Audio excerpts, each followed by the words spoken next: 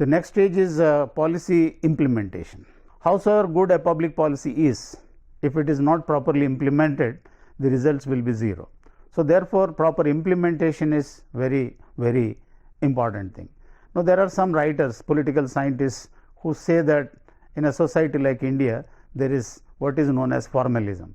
Riggs, for instance, a comparative politics, a public administration scholar, he says that there is a wide gap between the precept and practice in Indian society. Or this is not only peculiar to Indian society, in most of the third world countries. So many good intentions are there, but the results are not matching the intentions. So the gap between what is intended and what is real is what is known as formalism. So this is one major problem in policy implementation. Now, who are the actors in policy implementation? Mostly the policy implementation is the field of bureaucracy, the public service and all that. And more particularly, the lower echelons of the bureaucracy are people who are engaged in the nitty-gritty of implementation. They go to the field, talk to people, convince them or fail to convince them. This is what it has to be. So implementation is a very important aspect, and implementation might suffer because of certain problems. Firstly, the problem of political commitment. Now sometimes policies are made for the sake of the gallery, to appease the public sentiment. Immediately, sometimes something happens, the government will say that, okay, we are appointing a committee, they will discuss about this, and in a hurriedly gathered press conference, they make announcement that from tomorrow there will be a new policy. But when the public euphoria dies, I think it relapses into the same old mold and implementation is not done. So therefore, what's very important is that the top level political commitment is absolutely important for implementation of public policies. Howsoever interested the bureaucracy is, they may not by themselves realize the full benefits of public policy. They may fail to implement public policy because the political masters in a democracy are important and their commitment is equally important. The implementation might suffer because of bad strategies, bad strategizing. Implementation may suffer because of unrealistic targets. Implementation may suffer because of lack of coordination. Maybe sometimes there are serious gaps between one step and another. So maybe if things have to happen, so without any gap, the next thing should follow, but sometimes it doesn't happen. So there may be sometimes resource gaps, or maybe there are forces in society which are militating against the society.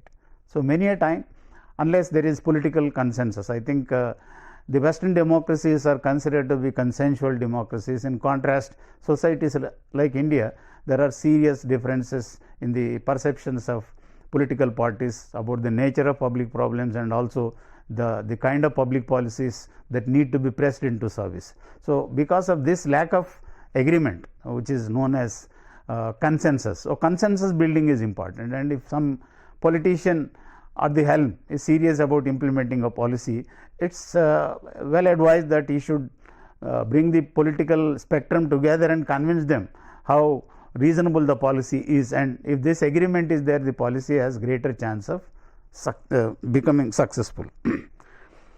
One more problem could be sometimes policies are there, but there is no organization. There is organizational orphanage, something like not fixing any particular organization. I think X says Y, Y says Z, and so it goes on, and nobody really takes up the responsibility. This is what is known as institutional anchorage. You have to create institutions, but the government may be under compulsion. If you go on creating institutions, I think it's a huge commitment in terms of salaries of employees and all that. That problem may be there, but these are all essential things. The stage 5 thus is policy implementation. The formulated policy has to be implemented in the tone and spirit in which it is made, and it should result in the targets and all. The next stage, or stage 6, the penultimate stage in public policy making, is evaluation of public policies. The public policies need to be evaluated periodically. It's not certain that a policy which starts in step 1, stage 1, will go to stage 2, stage 3 in the same way. Sometimes it may undergo a lot of changes and all that. So what really has happened as a result of public policy, one has to sit and see what are the consequences. Sometimes the consequences may be intended or unintended. What happened to targets? What are the resource limits we have set for the policies? What are the timelines set for this? Who are supposed to be the beneficiaries? What are the benefits that are supposed to flow out of these policies? Whether all these things have really happened or accrued has to be done very seriously. And there are so many methods of policy evaluation. There can be direct evaluation, indirect evaluation, experimental evaluation, post facto evaluation, something like a postmortem after the policy is totally implemented. You go back and see how things have happened, or concurrent evaluation. Even while the policy is going on, midway there is an assessment and midway course corrections are there.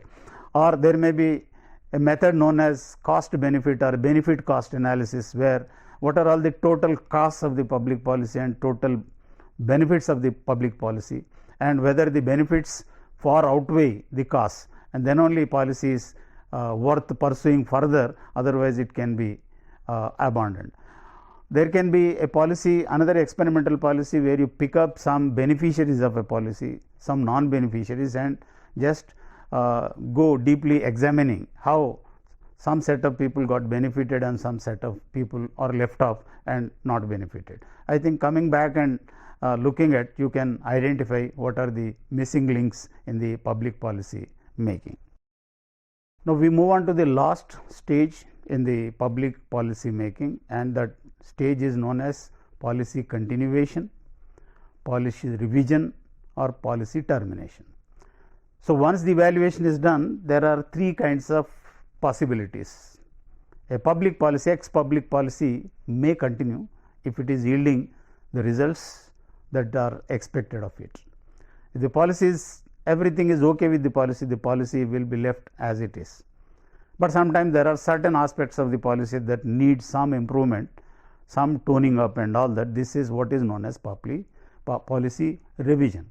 Certain things, lot of things are good, but certain things are bad. You revise the policy and make it workable. And the last thing is, everything in the policy goes wrong, and therefore there is need to abandon the policy. And sometimes policies need to be terminated because the problem on hand is solved already. So we are not meeting with the same problem anymore, therefore the problem has to be say for example, there was a time when there was a lot of discussion about whether the family planning should be made compulsory or one child norm should be there should be a policy about one child norm in India and all that. But such things do not seriously take place now, because the population, the surge has is receding, the growth rate has slackened and all that. Perhaps it's not a time when you can think of such options as compulsory family planning.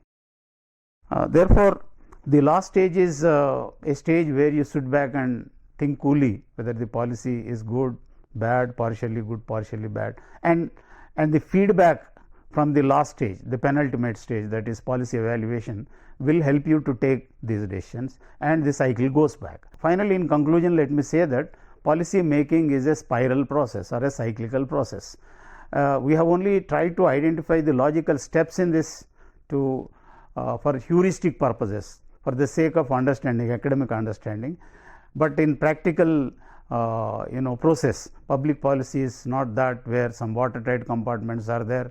There is some, out of some maybe some 6 years in the policy cycle, 1 year you are spending on identifying problems or agenda setting, 1 year on the second step, 1 year on third step. It's not that. I think these are all things mixed. All these activities happen all the time, and therefore the caution that needs to be understood is that these steps are not linear steps, one following the other.